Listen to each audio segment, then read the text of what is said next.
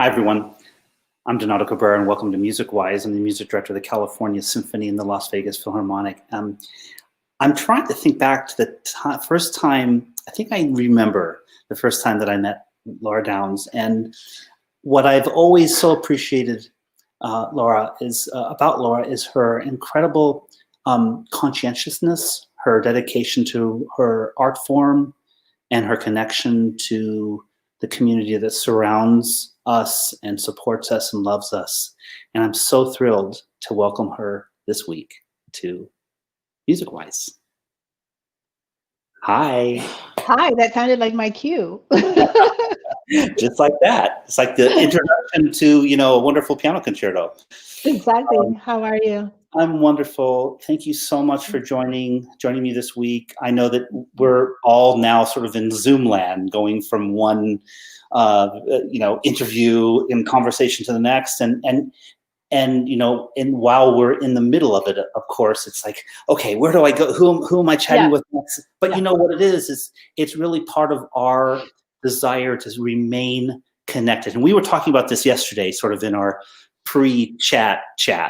And it's just, I think, a combination of just our personalities, of course, but our desire to remain connected because we're artists. Would you not agree?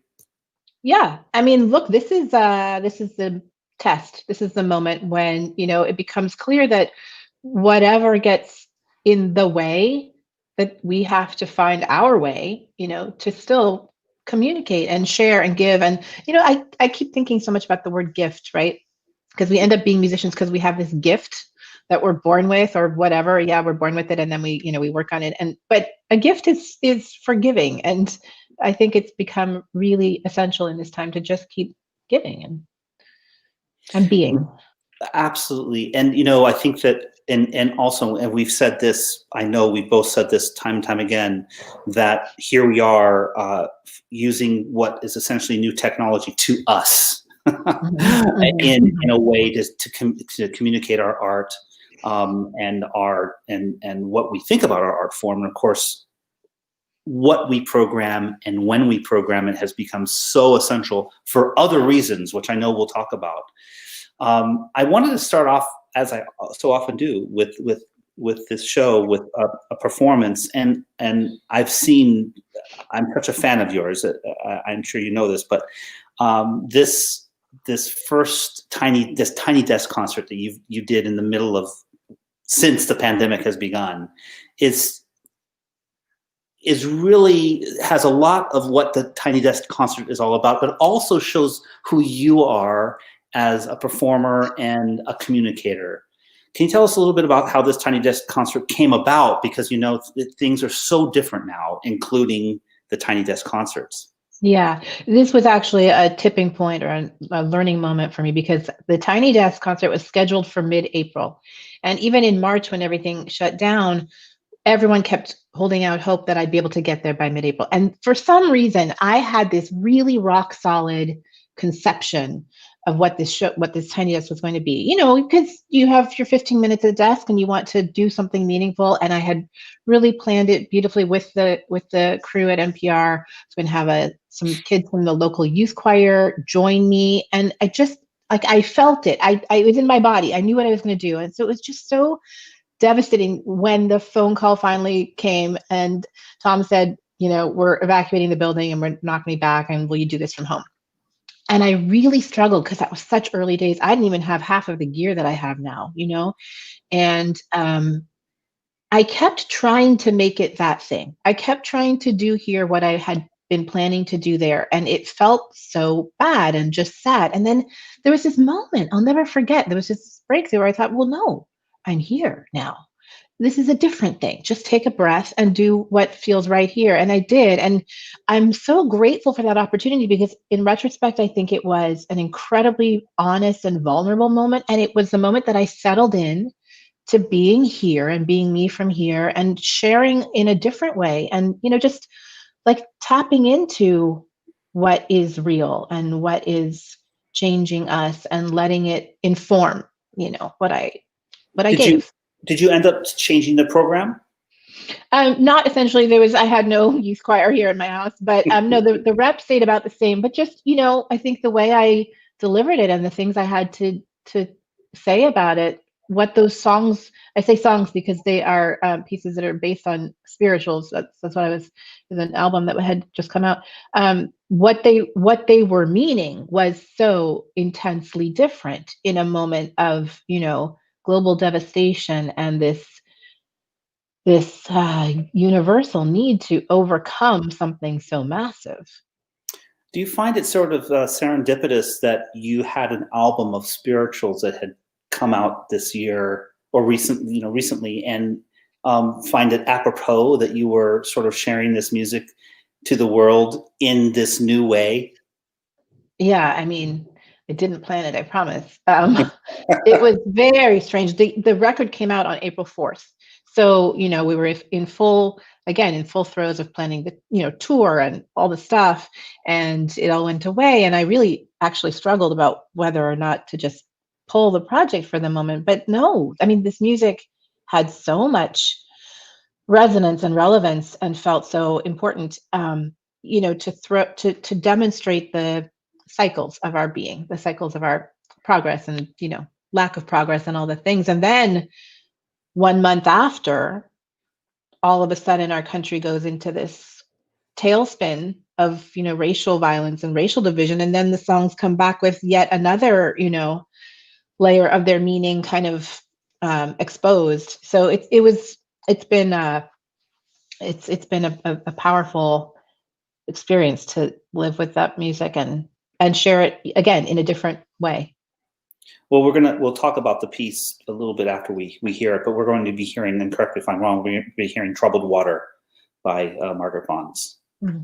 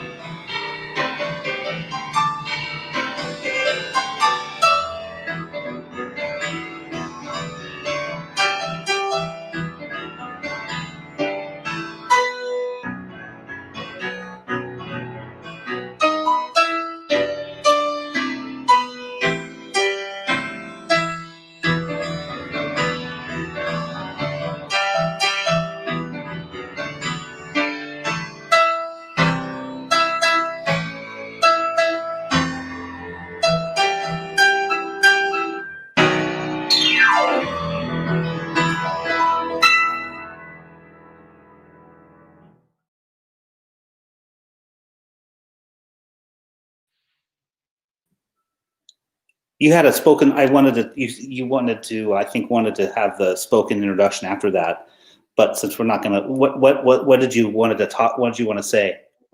No, it was just, I think it's in my, you can just, you feel it in my voice and in the way that I spoke that day, because it was a different environment. It was my first comfortable feeling in this different environment. And you and I talked about this last night. It's been this journey, right? Not to try to replicate what we would have done on a stage, but to find a different way of being and playing and sharing. And I think it's very healthy. Absolutely. I think from my experience so far with both of my orchestras, we were able to make the pivot quickly and start doing projects right away. But every week we're asking the question. We're now asking a question that we never had asked before. I think it is very healthy for our world, which is, how do we continue to connect? What do we do now? What can we think of that's different, that's unique, that speaks to our institution or our voice? And I think as you've said, it's there was a little bit of a relaxation or not having to think about that so much, not only because of the pandemic, but because of what has happened in our world with racial justice and the decision to take for our industry, for our world to really be a voice finally in that world, right? Yeah. Look, these are things that we've been talking about for a long time. Yeah. And now we're doing them, and that's different. That's absolutely right. Now, this is from an album. You talked about this album that was released some of these days. Tell us about of course, this album had been planned long before all of these things happened. What were your thoughts going into this project, and why this music now? I think the project was the next phase, the next layer of excavation. You know that for many years now, I've been sort of digging around in the surface of American music. And that comes from some very self-interested and, possibly selfish reasons. I mean, as an artist of color, who's deeply, deeply rooted in our classical tradition in one way, and outside of it, by virtue of, who I am and where I come from, I have felt the need to find the places where those two truths connect.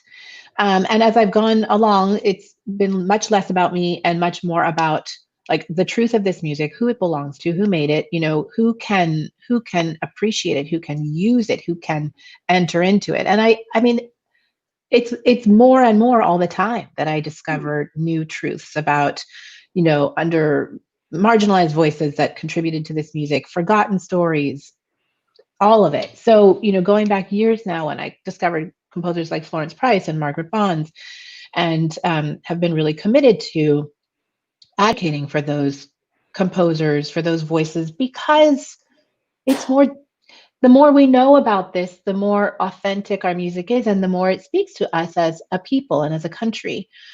So, on the heels of a few albums of American music that continue to try to widen that lens, really it became clear to me at a certain point that this is where it all starts. If you're talking about American music, this is where it starts. This is where our concert tradition, intersected with what came from Europe. This is where this is where jazz is born. This is where the blues is. It's like it's all in these ancient songs that come out of our worst thing ever, which is slavery. So to dig down into those songs and find the beauty in them and find the places that they've gone and the places where they've intersected, and all this evolution just became really fascinating and important to me. And then the timing of it, when these songs, which have of course been songs of protest, in many different times and many different struggles, and then they come back again in this moment, our moment of protest and change. But I think it just goes to show you that there are always cycles and there is always relevance. And I say that we can find that same relevance in Beethoven, whose birthday we're celebrating. We just have to look at the humanity in the music and not all the tradition and like convention that we've built up over it.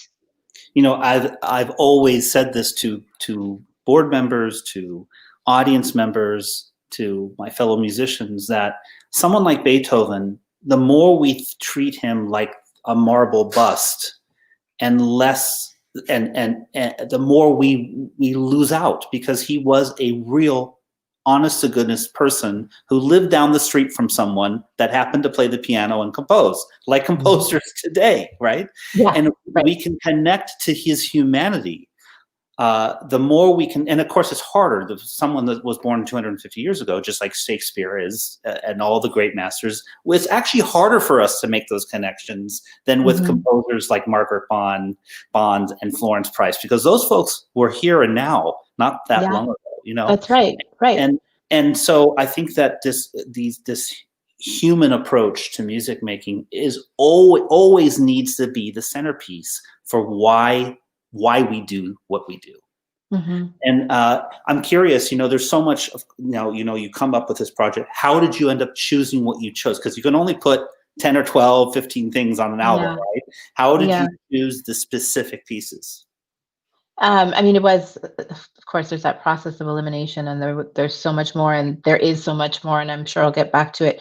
But I think there were a few touch points. For me, my access to that whole tradition comes with this moment, really in the 20s, 30s, 40s, Harlem Renaissance, Chicago Black Renaissance, where people like Florence Price make this really important decision.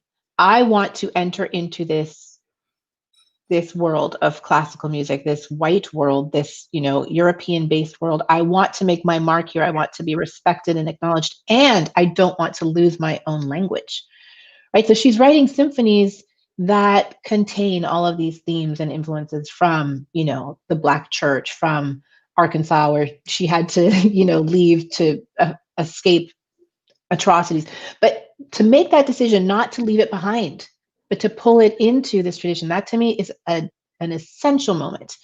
And then, there's like everything that happened during the Harlem Renaissance. My dad, who died when I was small, was born in Harlem, and obviously a bit after that. But I think that's my place. That's like my place where I lock into it. And then I think there was also this idea of all these songs that were kind of part of my babyhood in this weird way, because my parents were involved in the civil rights movement, And so what are these songs that were getting sung on the March on Washington, but they go all the way back? And, where did they go in the meantime? Where do they fit now? It was really a sort of just doing a puzzle, I think. And it was so interesting because I remember over the December holiday, I sat down to write the liner notes.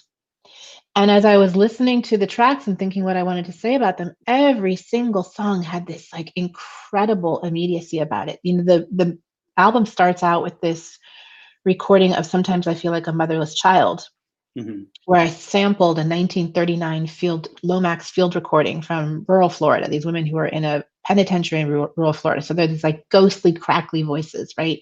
And then it goes into this piano soliloquy.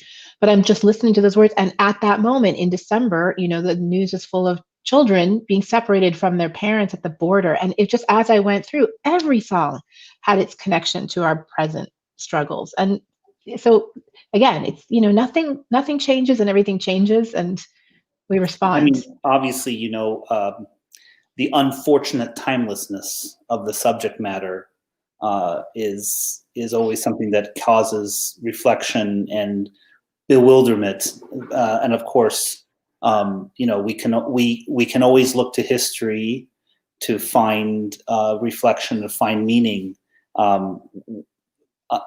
Yes, we would all wish that these things weren't around still with us, but it is part of our. And to think about this idea that I find it wonderful that in your discovery of the story of Florence Price is sort of a reflection of your own personal journey.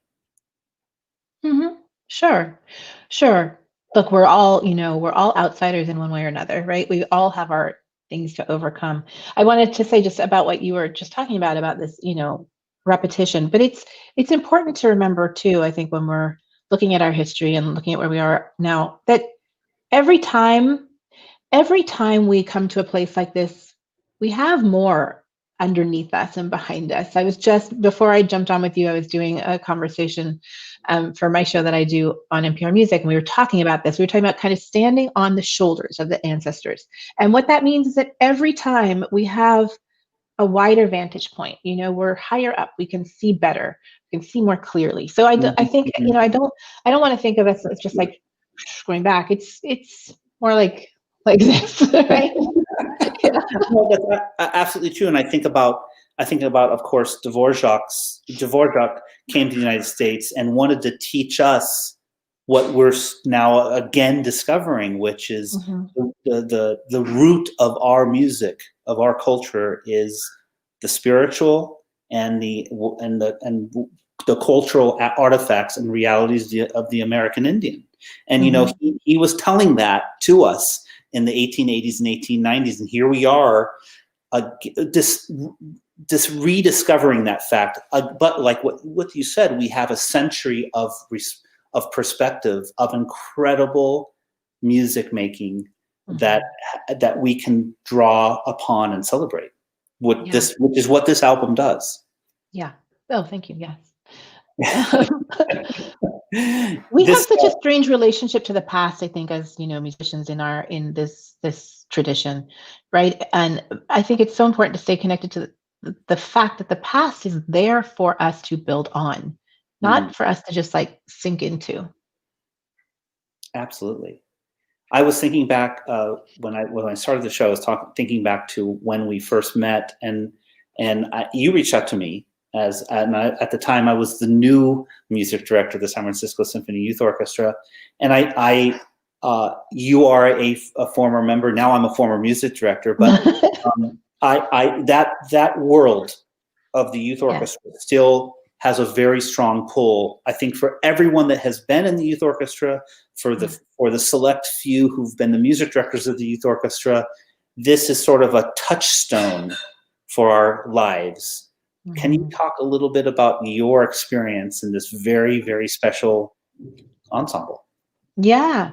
Well, for me, it was community. My sisters and I had just a strange childhood. We were homeschooled, and we were, classical music nerds. So it was isolating. So for me, just getting to Davies Hall for rehearsal, being in that space with all my fellow nerds, and making this cacophony of sound, right? Because also as a pianist, the instrument itself is isolated. So it was really an outlet, and it was really that first feeling of community and this recognition that, this thing that I cared about so passionately was a shared passion.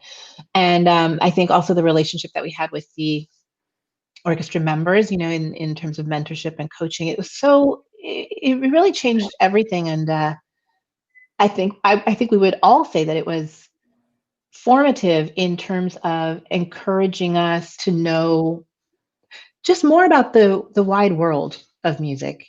I think to have that one-on-one experience and that insight into what a career looks like, what a professional life in music looks like. It's really necessary.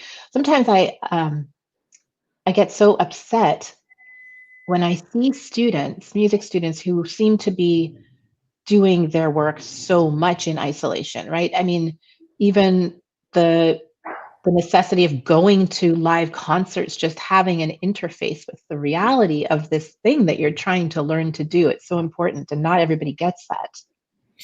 It's so true. I've often told, especially when I was the music director of the youth orchestra, so many of them were at that point in their lives where they were just becoming wonderfully obsessed with this art form. But yes, and believe me, as a pianist, you know this. And as like a violinist, the amount of time that you could spend in the practice room is practically limitless because of it's the sheer amount of repertoire that is expected of you. But it's, as you said, it's also important to realize that while this is an art form that does require a lot of alone time, it also requires of you, and it's an art form that requires of you sooner rather than later to become connected to the community around you, and how this music is a gift to others. Yeah. And that mentorship piece too. I think, I'm sure I didn't realize it at the time, and there's a disconnect between then and now. But all of this awareness that you have of somebody who's achieved already, who is flourishing in the musical world, taking the time to reach out a hand to help you. All of those things add up too, and they inform what you do when it's time to pay it forward and time to take on a role of mentorship. And how important that is to me now. Absolutely. Another very appropriate video I feel that we're sharing today is this next incredible piece by Leonard Bernstein, "Take Care of This House." Tell us about this so appropriate project. So appropriate. So appropriate. Yeah. So, I don't know, how many months is it ago? Maybe 4 months ago or something. I was just kind of going about my business, living through this crazy time, watching this crazy election cycle unfold. And I all of a sudden just realized it's time to do something with this song. So, for anyone who's not familiar, this is a song that he wrote for a musical called 1600 Pennsylvania Avenue, which was an examination of the first 100 years of the White House, and really like a profound examination, looking at the flaws and the problems and the reality of it. And it opened on Broadway in the bicentennial year, 1976, and nobody wanted to hear anything about it. And it was a historic flop. Was it 3 nights or 4 nights? I think that the show survived. But this song has survived, and it's such an exquisite song. And it's really about the White House as the home and the hope of all of us, and that it's our duty to protect it and our duty to keep it safe. And so the moment I thought about, just the here and now of it, my first call was to the Bernstein family, asking if, if they were down with that, which they emphatically were, and helped me jump through some hoops, just get the rights and things. And then I just started reaching out to friends and colleagues. And I guess we're going to show the video, but it was such a beautiful moment of coming together, right? In this time of isolation, when we have been feeling so keenly that lack of community in our music making. Mm-hmm. And just the simple act of taking your iPhone and recording a line of a song and having it become part of this bigger thing, I think it offered so much joy to us, and also, this feeling of doing something. It was a partnership with the ACLU for the Voting Rights Project. And so, it also carried messages with it about what people could do to help in their communities, to help with voter registration, to help against voter suppression. And looking back, I think that all of these small efforts in this election really did have a difference, because information was sometimes hard to come by. So yeah, it was a labor of love. It was a lot of work. It was really beautiful. Let's watch it.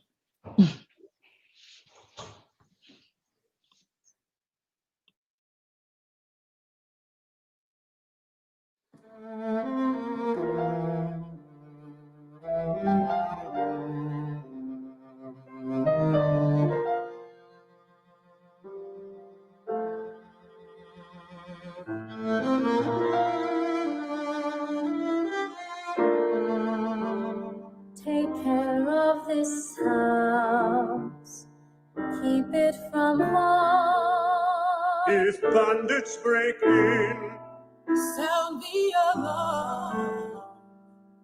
Care for this house, shine it by hand, and keep it so clean the glow can be seen all over the land. Be careful at night, lock all the doors. If someone makes off with a dream, the dream will be yours. Take care of this house, be always on call. For this house is the hope of us all.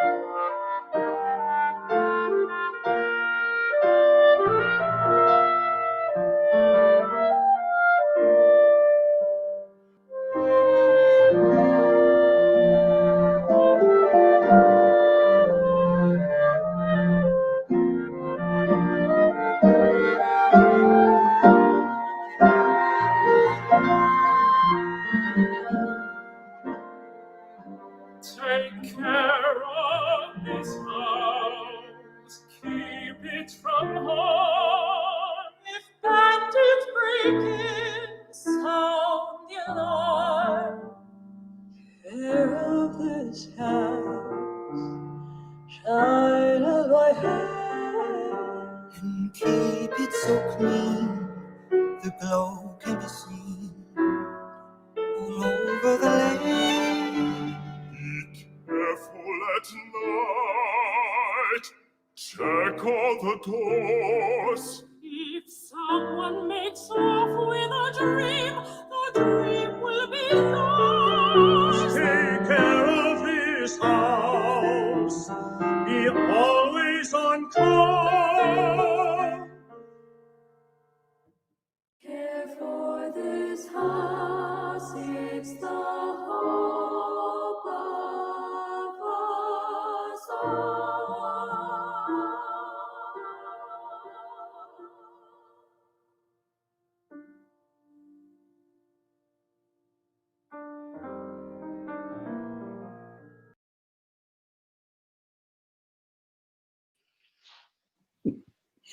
I got all weepy. I did too. It's CR. Thank you for bringing together so many of our friends to sing this. Bernstein has this incredible, throughout his entire life, getting to the heart of the matter in pieces specifically like this that comes to mind. Sort of introspective, simple messages. He could bring it. Yeah, and such a person of his time, right? Always responding, I think, and being present. It's really a lesson. I see. I have loved so much to watch, and I hate to use the word career because it's not a career. It's sort of more of like a journey. Mm-hmm. Your journey has been so remarkable to witness, and I think so many of us could say we would have never known that we would be doing, like, for instance, what we're doing right now a year ago. Mm-hmm. And yet here we are, and it makes a difference. And I'm curious, from that first time that we had our little coffee together, in 11 plus years ago, where did you see yourself then? We were also talking a little bit about the youth orchestra, and I do want to bring this up because being a pianist in an orchestra is a very unique and wonderful thing that very few people outside of our world even know about, really. I mean, because most concerts, even with a major symphony orchestra, doesn't necessarily even have the orchestral pianist on stage. But it's such a cool and unique art form, like a very, very specific art form within the world of piano. Was this something that you were contemplating back in the day? No, I think I was just doing it because it was fun, and that's where the kids were. It was largely terrifying because you have to count so many measures of rests, and I have to tell you something so hilarious, and this is so embarrassing. But like a year ago, maybe 2 years ago, I was doing a concert in Houston with an orchestra there, and I was playing a concerto, and then sort of by the by, the conductor reached out and said, "Oh, we want to do this other piece, this Martin New piece, and it has a piano part. Would you consider playing it?" And I, being a good citizen, was like, "Yes, sure. How hard? Of course." I didn't think about it. I get there, we get into rehearsal. I was so terrible. I'm sitting in the back, right? So I'm not hearing any of the things that I've been listening to on the recording. I can't hear those instruments. I still can't follow a conductor, right? He's doing all these measures of rest. I don't know where I am. I was a disaster. I ruined their rehearsals, and I was so humbled. I was like, oh my God, these players are so much better than I am. So I guess some of that got lost along the way. I did a similar ask to probably someone Andrew Armstrong, and he came in to do a performance of Rhapsody in Blue, the original jazz band version. And on the program, we also did Bernstein's Prelude, Fugue, and Riffs, which has an incredible piano part. And he had never done it before. And I asked him, it wasn't last minute. I said, hey, would you be interested in doing the piano part of this? He says, yeah, so fun. But I tell you, at the same sort of thing after the first rehearsal, he just sort of like walked off the stage with, from the rehearsal, like, oh, wow, this is a lot. I can tell.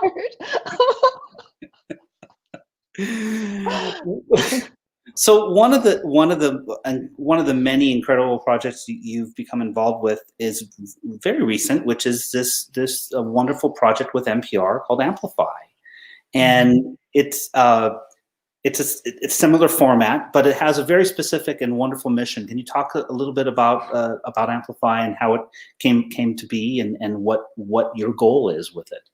Yeah. Well, it goes back to me being, a soloist and being lonely a lot of the time. So my community is really important to me. I love collaborating. I love, the chance to work with friends and colleagues on the road. And I think one of the things that was very, very hard for me when everything shut down in March was just being locked down and, not having those interactions.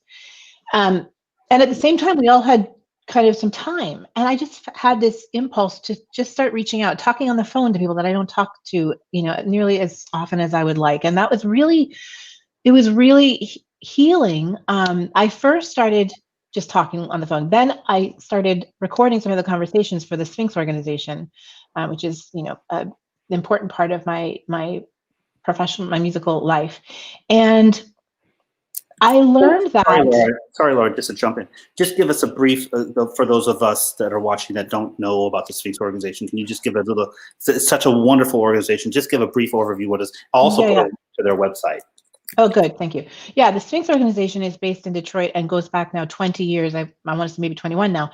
Was founded with the mission of increasing diversity in the classical music world, especially in the orchestral world. And they have been phenomenal in achieving that goal. And really, if we're talking about, standing on the shoulders of people who come before, that effort has really made huge change in the music world and for our generation and certainly for the next generation. So I was fortunate enough to be awarded the Medal of Excellence in 2016, which is an award that's given to sort of pioneers, innovators, change makers in the music world. And it's been such a meaningful relationship, and an important community for me.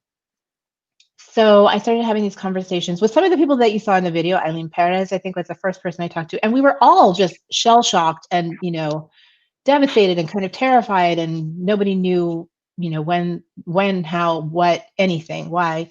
But at the same time, I saw us begin these processes of self-examination and kind of drilling down to the core of what we have, which is, as you and I have discussed, the why of what we do, which quite often, in the course of just running around and, staying on your calendar and fulfilling your engagements, you might not think about every day. And I saw this, and I saw that clearly this was going to be a time of transformation. And, we were already beginning the process of that transformation in an interior way. So I'm having these conversations. At the same time, conversations are starting, sort of on the institutional level about diversity in the field and how do we create more diversity, inclusion, equity, all the things which were really important conversations. There were a lot of roundtable discussions happening about future change. But I saw that these conversations were about the present, like really clearly, firmly about the present.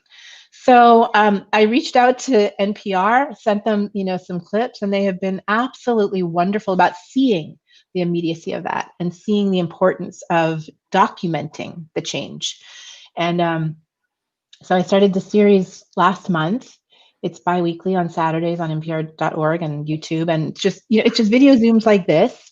And my first guest was Rhiannon Giddens, and then I chatted with Anthony McGill. Last week was Helga Davis, and this Saturday coming up is Julia Bullock. And we're just having really open, vulnerable, funny sometimes conversations about lineage, legacy, identity, sense of purpose, mentorship, guidance, like building the future. It's really, it's quite enlightening what's happening. Without we have just a couple of months now of sort of looking back and assessing if indeed change is actually happening this time. Right. But and please weigh in on this. My feeling is that there does seem to be a sense of purpose. There does seem to be a sense of really wanting to change now from not just organizations that can do it quicker, which is usually not the big organizations, but organizations are now sort of really making what seems to me to be steps forward in the right direction. I absolutely think so. And I think that truly what it is a desire to be better, and also a desire to shed some of the things that we have known for a long time to be problematic. Mm-hmm. The imbalances, the lack of access, the strange distribution of resources. These things have been plaguing us throughout our lives, for you and for me, certainly, right? I don't think anybody would say that this was all healthy and thriving before. And so it's a chance to regroup and to reconsider. The things that I keep thinking about are redefining the words community, the words audience. These are really important things which have been hindered by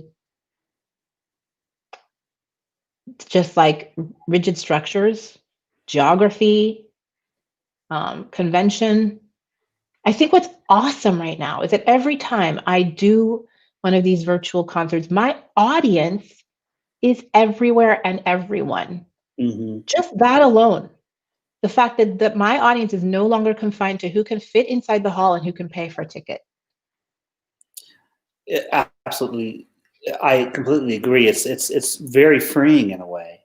And it's this what this has also shown, sort of the strange realities of our world. From my point of view,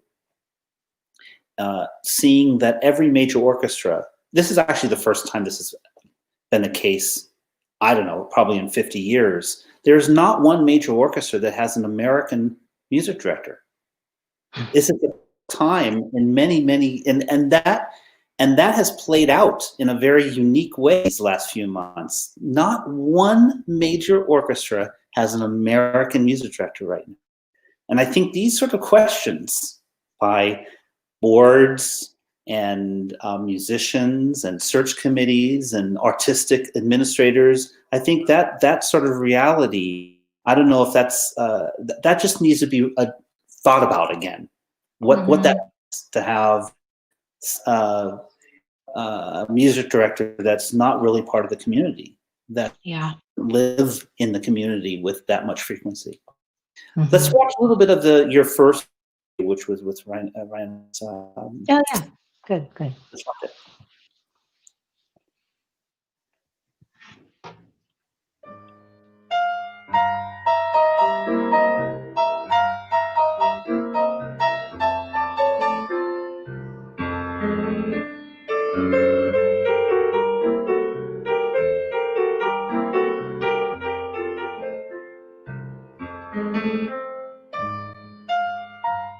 I feel like the work lives that we have both led in very different ways involve a lot of isolation, like sort of emotional isolation. And now here we are truly isolated. And yet I feel so much more connected in so many ways. I think, yes, because of the time, because of this impulse, but also because we have now a moment to reach out and reach in. And I feel like a lot of things are coming together that wouldn't have come together if we were still running around like chickens with our heads cut off. Yeah. I mean, I totally agree. I think in a lot of ways, except for the whole like not performing thing. I mean, I think that we're all having a hard time with that. But other than that, I think in a lot of ways, our lifestyles have kind of perfectly situated us for this, because all of us are on the road so much that we are relishing the time at home. And then, just like you said, there's these opportunities to work with people that usually you're both like, and you're like, okay, so 2024. Like, what are we making of this time and what are we making in this time? I really am wondering how all of this will inform our practice when we do get back out on a stage. You know, we kind of, there's like an intimacy, and I don't know about you, but I feel also willing to be completely real, and you know, and have the dog walk through the video, and you know, all these things, that all the trappings having gone away. So what does that feel like the next time that, you know, there is a stage manager and they do say 5 minutes to curtain, you know, and you walk out and there's lights? It's going to feel different. I mean, I lost that long ago because I play the banjo. And there's no need for perfection when you're a banjo player. No, I mean, seriously though, when I entered the folk world, you know, that was kind of my first lesson and what I had to let go. You know, it's almost too relaxed now. It's like, you're like, wait, I have to wear pants? Exactly. It's like, oh, like, because we actually did a couple of gigs for the first time a couple of weeks ago. Yeah, we did a couple of in-person gigs, myself and Francesco.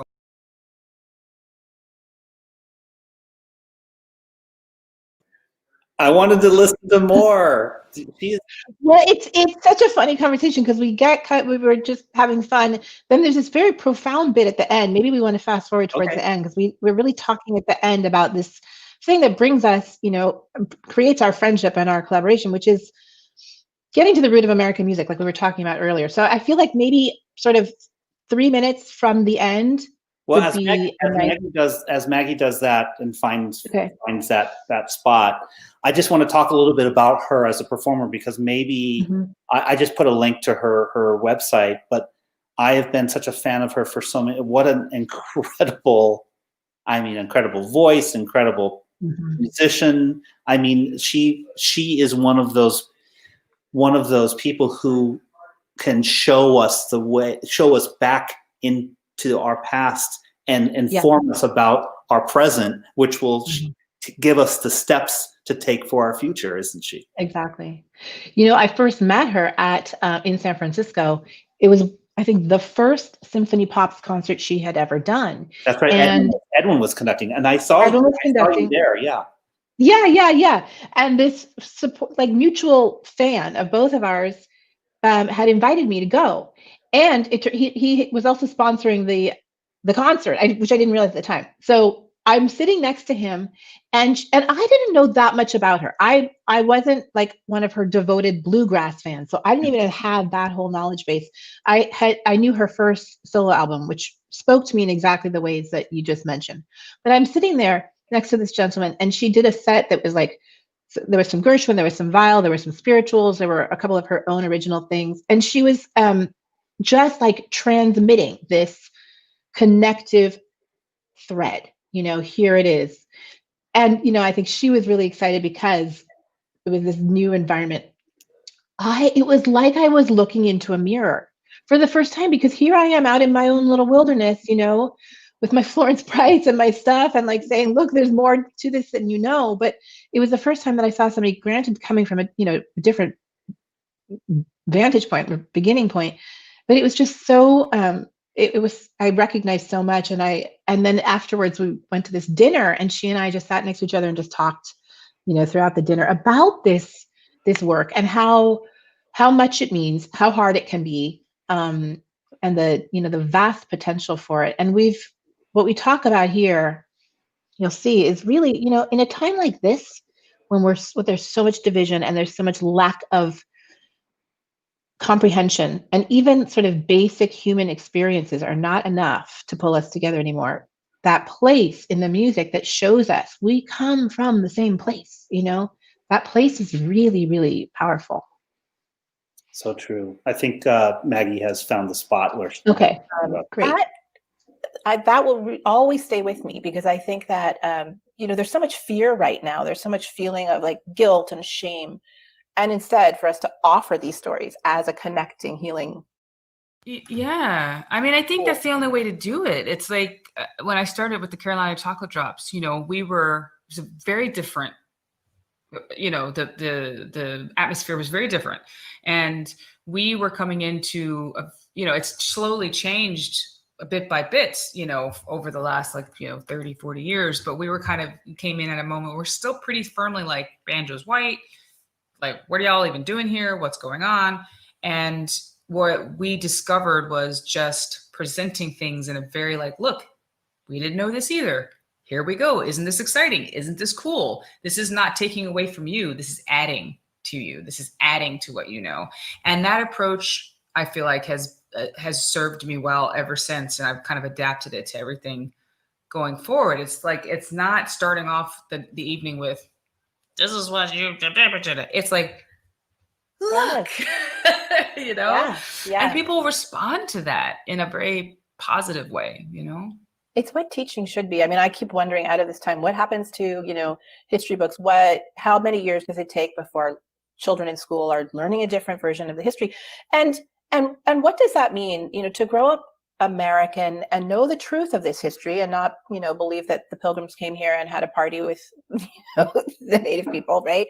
But to know the truth of it, doesn't it just make us stronger and healthier and like able to carry forward? There's been a very good job done on people to believe that you're taking away their, you know, well, oh, we don't have the banjo anymore. No, you have the banjo too. There are two you know, banjos. everybody's like Oprah. You get a banjo, you get a banjo, everybody gets a banjo, you know, because it's like every banjo is everywhere. It's like the quintessential American instrument. It went everywhere. There was a moment, I will admit that there was a moment, you know, back in April when I thought, well, maybe it's all done. Maybe, you know, I don't perform anymore. Maybe, you know, the world is actually shut down forever. And I had to think about what I've done so far.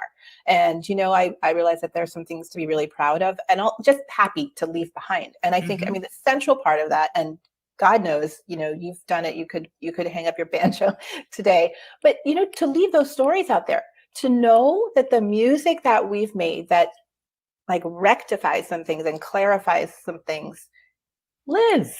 Yeah. I mean, that's all you can hope for is like one person who decided to do XYZ because of what we do, you know. And I think, you know, there's a whole new chapter coming and we have to keep telling the stories. There's a chance of a great spiritual awakening if we can find that path that is the path of kindness and inclusion. Because it's very easy to go down the other path of fear and exclusion. That's where art, I think, comes in, is that we need to lead the way down that path, you know, however we can. We'll keep at it. You can always use my machete. You know, I got one for you too. So sharpening it.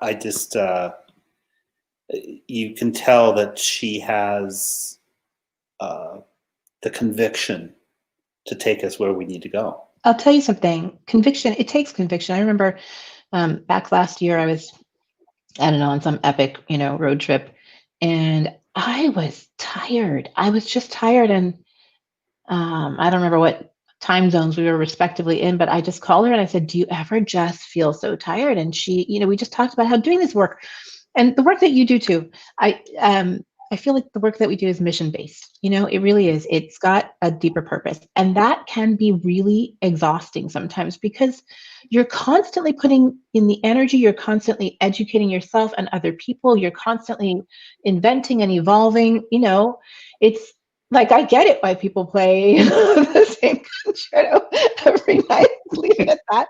Honestly. No, but you know, to do this work, to do the work that we're talking about as formative and essential right now, formative and transformative, this is how we have to do this work.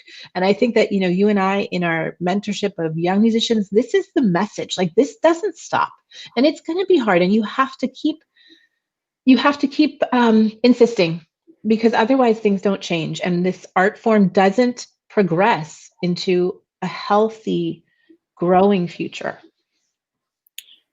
I want to end with this new project that you told me about yesterday, and it's called Rising Sun, and it's exactly what you're talking about now, which is continuing this into the future. Tell us about how this got started and what you plan on doing. And I'm going to pull up. I'm going to pull up just a link that you can put, because I should have given this to you yesterday.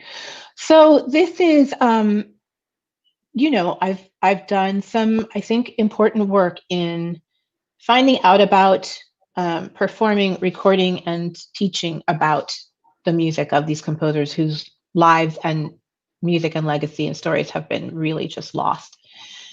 And because of all the different facets of my work, I'm aware of how far that goes and how much further it could go. And I think that the key to expanding the repertoire, redefining the canon, retelling the stories lies in recordings. And for so many reasons, so much of this music has never been recorded. So I put together a proposal to do a series of recordings called Rising Sun, which comes from Lift Every Voice and Sing, which is the Black national anthem. And it will release music that's never, been heard before, never been recorded before. Almost 200 years worth of music by Black composers. Some composers that you've heard of and some that I promise you've never heard of, but music that, just needs to be part of what we hear on the radio and what we hear on our Spotify playlists and what we teach to young kids who are, just starting their lives in music, and music that leads to more research and more discovery. And it'll be a long-term project. Who are you reaching out to? Various musicologists? Are you doing the research on your own? How are you going about just uncovering this music? Yeah, I've developed some really wonderful relationships. There's a musicologist named Michael Cooper, who is based at Southwestern University in Texas, who has been my partner in crime with all of the Florence Price music and the Margaret Bonds music, and has just been so devoted and obsessive as only a musicologist can be. I'm working with Rachel Barton Pine, who has her Music by Black Composers database, which is always extending, and reaching out to scholars and researchers and just trying to learn more and more and more. And it's so, I'm a huge nerd about this stuff. I love the process of discovery and research and, just going down rabbit holes. And I'm so excited about the potential for this, within the next couple of years, but within 20 years, the potential to really just change what this music sounds like.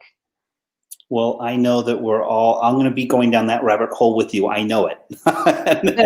Good. So you're welcome. I want to thank you so much for joining us for this hour. As is usual, this hour just flies by because it really does. I'm so glad we could do this. Thank you for having me. And I look forward to everything you do in the future, and we'll talk soon, I'm sure. Thanks. You too. Keep the faith. All right. Thanks.